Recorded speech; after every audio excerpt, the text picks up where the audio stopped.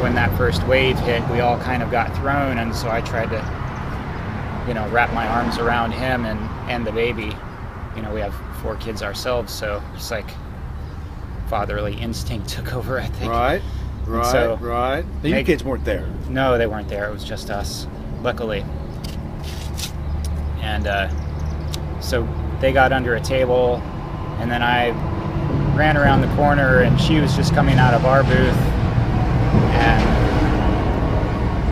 just kind of grabbed my arms around her, and we started to run out the building. And then the second wave hit the building, and everything that wasn't falling down had now fallen down, and so we can't. There's not a clear shot to exit. Now we have to try to climb over things, and there's people pushing us from behind, and stampede starts, and so we get pushed down, and they step on us to get out. So I kind of grab her, and we just wait off on the side until the crowd goes, and then we exit out. It was a free-for-all.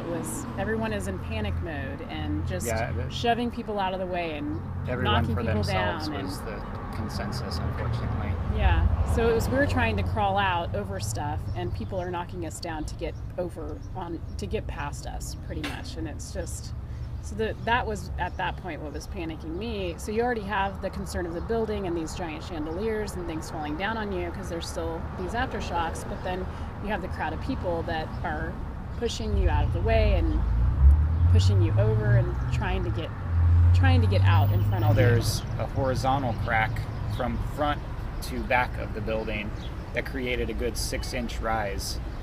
Wow. And that was less than 5 feet from our booth, which is why it felt like a giant picked us up and threw us into the floor. Really unnerving.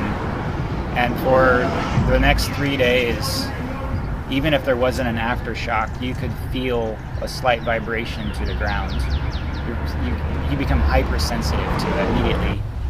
Started thinking about our children, our family, and then now what do we do? And the cell phone towers were down.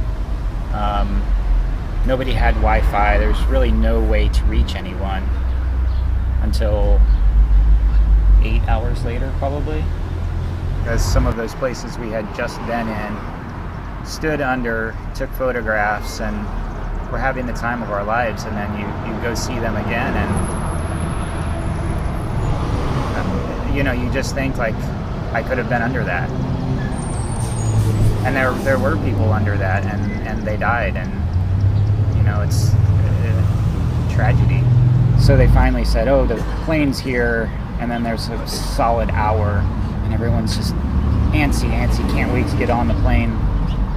And so then you get on the plane, and oh God, another hour goes by probably, and that's all you can think of is like, finally we're out of here, sort of.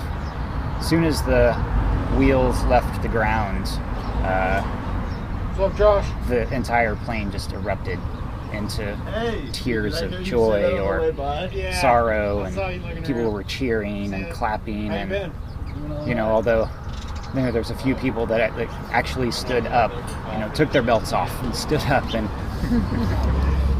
singing praise. Yeah, it was a mixed feeling because you didn't want to leave because you felt horrible for leaving.